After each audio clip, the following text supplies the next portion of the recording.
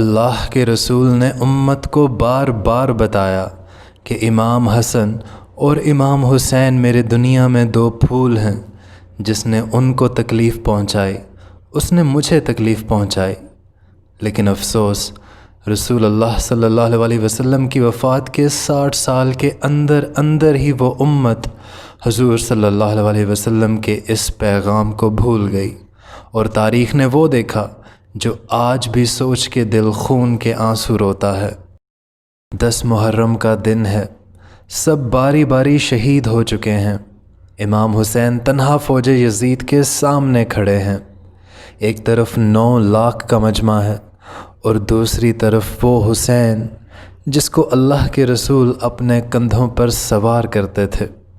امام حسین علیہ السلام اپنی نانا کی امت سے بار بار کہتے رہے کہ کیوں میرا راستہ روکا ہے؟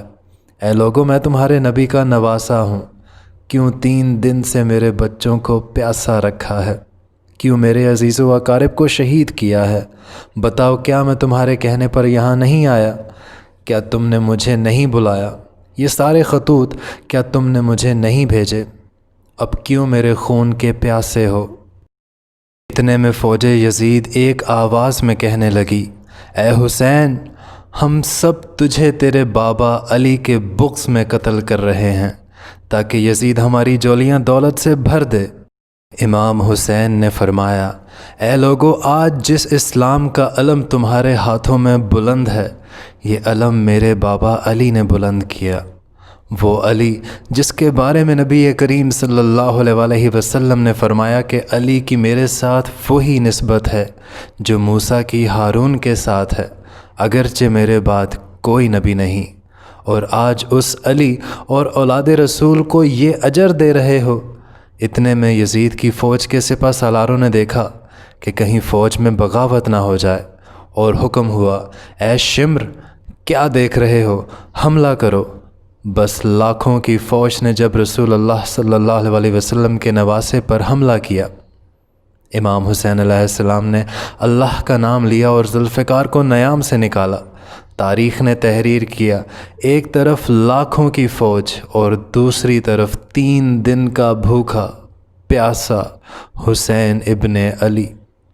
زمین پہ اس طرح کی جنگ پہلے کبھی کسی نے نہیں دیکھی تھی کہ ایک تنہا انسان لاکھوں کی فوج کو اس طرح سے قتل کر رہا ہے کہ فوج یزید واپس پلٹ کر بھاگنے لگی۔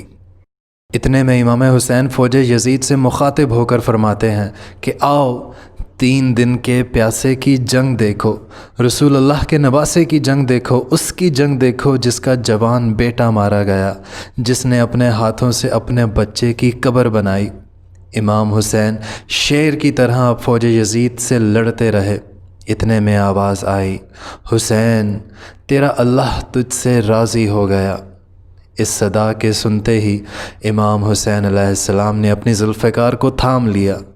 اتنے میں عمر بن سعد کہتا ہے، شمر، کیا دیکھ رہے ہو؟ جاؤ، خیموں کو آگ لگا دو۔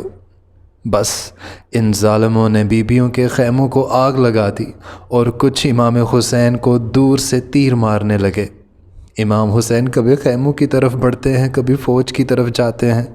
عمر بن سعد اور شمر نے فوج کو 4 حصوں میں تقسیم کر دیا اور حکم دیا کہ کوئی بھی حسین کے قریب نہ جائے، جس کے پاس جو چیز ہے وہ دور سے حسین کو مارے۔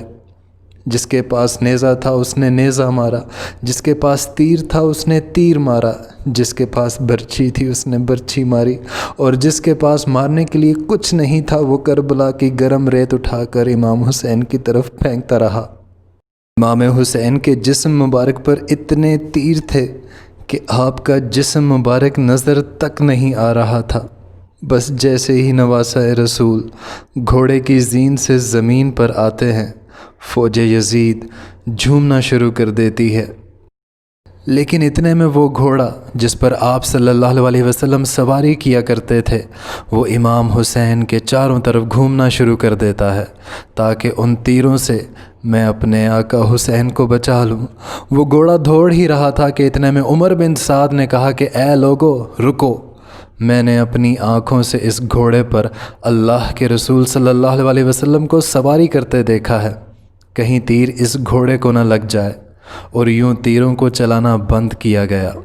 افسوس ان لوگوں پر کہ ان کو اس گھوڑے کا تو احترام معلوم تھا مگر حسین کا احترام بھول گئے، جس کو آپ صلی اللہ علیہ وسلم اپنے کندھوں پر سوار کیا کرتے تھے۔ بس امام حسین علیہ السلام زمین کربلا پر اپنا سر رکھ کے اللہ کا شکر ادا کرتے ہیں کہ وہاں فوج یزید کے مختلف سپاہی امام حسین علیہ السلام کا سر کاٹنے کے لیے قریب آتے ہیں۔ جو بھی قریب آتا ہے اسے امام حسین کے چہرے میں رسول اللہ صلی اللہ علیہ وسلم کا چہرہ نظر آتا ہے اور وہ ڈر کے دور چلا جاتا ہے۔ اتنے میں شمر کہنے لگا، یہ کام مجھ سے ہی ہوگا۔ جیسے ہی شمر نے خنجر امام حسین کے گلے پر رکھا تو وہ دیکھتا ہے کہ امام حسین کچھ پڑھ رہے ہیں۔ اس نے سوچا ہم نے حسین کا پورا خاندان قتل کر دیا، شاید حسین ہمیں بد دعا دے رہے ہیں۔ سننے کے لیے کان قریب کرتا ہے تو کیا سنتا ہے کہ امام حسین علیہ السلام اللہ کے حضور اللہ کی نعمتوں کا شکر ادا کر رہے ہیں کہ اے اللہ تیرا شکر ہے کہ اس عظیم آزمائش میں تو نے مجھے چنا اور مجھے سرخرو کیا اور میں کامیاب رہا۔ اتنے میں امام حسین نے آنکھ کھولی اور شمر سے کہا، اے شمر کیا تو نہیں جانتا کہ میں رسول اللہ صلی اللہ علیہ وسلم کا نواسہ ہوں، جنت کا سردار ہوں، میں حق پر ہوں؟ شمر نے کہا، ہاں مجھے معلوم ہے۔ پھر آپ نے فرمایا، تو کیوں قتل کر رہے ہو؟ شمر نے کہا، تاکہ یزید میری جھولی دولت سے بھر دے۔ بس یہ کہتے کہتے شمر نے امام حسین علیہ السلام کا گلا کاٹ دیا اور فوج یزید مسلسل جھومتی رہی۔ امام حسین کے سر قلم ہونے کے بعد سادات کو لوٹا گیا۔ امام حسین کے سر مبارک کو نوک سینہ پر بلند کر دیا گیا اور امام حسین کے جسم مبارک کی توہین کرنے لگے۔ امام حسین کے جسم پر جو جو چیزیں تھیں ان کو لوٹنے لگے۔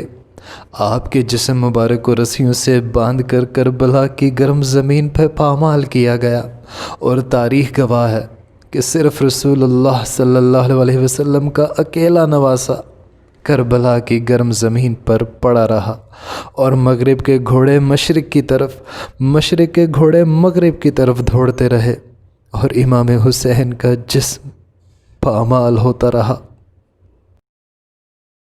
یوں تاریخ نے وہ دیکھا کہ آسمان پھٹنے کو آ گیا، زمین تپتی تھی، فرات کا دریا ٹھاٹھے مارتا تھا۔ حسین ابن علی نے وہ سجدہ کیا کہ تا قیامت کوئی بھی ایسا سجدہ نہیں کر سکتا۔ حسین ابن علی نے اسلام کو بچا لیا۔ سلام یا حسین، سلام یا حسین۔